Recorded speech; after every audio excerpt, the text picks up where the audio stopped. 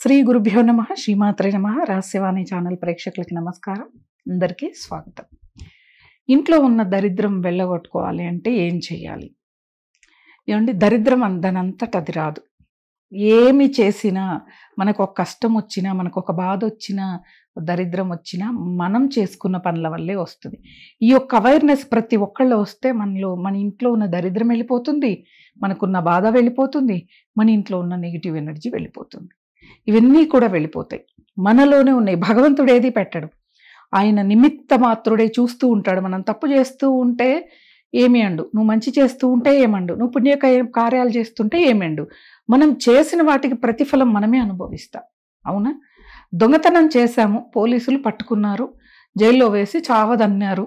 ఎవరిది తప్పు? భగవంతుడిదా? కాదు, దొంగతనం చేసినోడిది. వాడు ఒళ్ళొంచకుండా దొంగతనం చేస్తే ఈరోజు బతికేస్తా కదా అనుకోవటం. ఎవరిది? మనదే తప్పు. కాబట్టి ఇంట్లో ఉన్న దరిద్రం మనం వెళ్ళగొట్టుకోవాలి అంటే తెచ్చిపెట్టుకుంది మనమే. కాబట్టి మనం ఎలా వెళ్ళగొట్టుకోవాలి, అసలు ఇల్లు ఎలా ఉంటే దరిద్రంగా ఉంటుందనేది తెలుసుకోవాలి. ఎలా? కొంతమంది ఇళ్లలోకి వెళ్తే అండి, వంటింట్లోకి షింక నిండా ఎంగిలంట్లు, వండిన అంట్లు, సామాన్లు ఉంటాయి. షింకంతా చిందర వందరగా, చపాతీలు రుద్దిన పిండి, కర్రలు, కూరగాయల పొట్టులు చాలా గలీజ్గా, అంటే దరిద్రంగా ఉంటాయి. దరిద్రం అనే పదం వాడాల్సి వస్తుంది.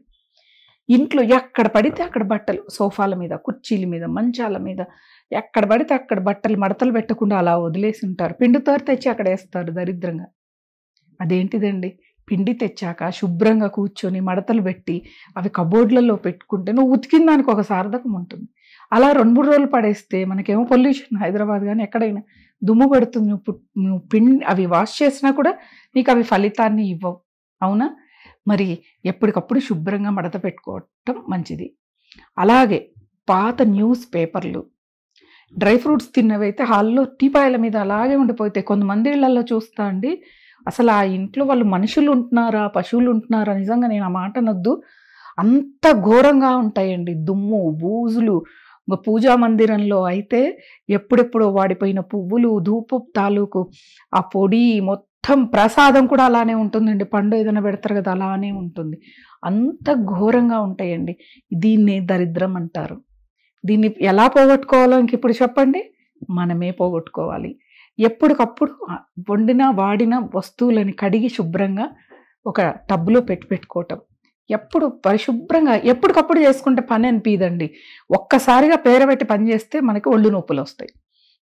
కిచెన్ అంతా శుభ్రం, 1 గంట ఇంటి పని కేటాయిస్తే మహిళ ఇల్లు శుభ్రం అవుతుంది. ఇదంతా శుభ్రం చేసుకొని స్నానం చేసి వచ్చి పూజా మందిరం శుభ్రం చేసుకోండి. మాలిన్యం మొత్తం తీసేసి చక్కగా దీపం పెట్టుకోండి. మీకే ఎంత ప్రశాంతంగా ఉంటుందో, దరిద్రం పోయిన ఫీలింగ్ మీకే వస్తుంది. నేను చెప్పక్కర్లేదు. ఆ ఫీల్ చాలా గొప్పగా ఉంటుంది. ఇల్లు శుభ్రంగా ఉంటే మన మనస్సు శుభ్రంగా ఉన్నట్లు. ఇంటిని చూసి ఇల్లాలని చూడమన్నారు.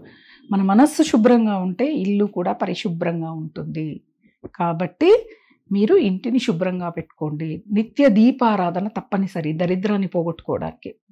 దీపారాధన ఉదయం సాయంత్రం చేయండి. భగవదారాధన చేయండి. మంచి మాటలు మాట్లాడండి. మంచి పుస్తకాలు చదవండి. ప్రశాంతంగా ఉండండి. దరిద్రం కానీ నెగిటివ్ ఎనర్జీ కానీ మన ఇంట్లోకి రాదు.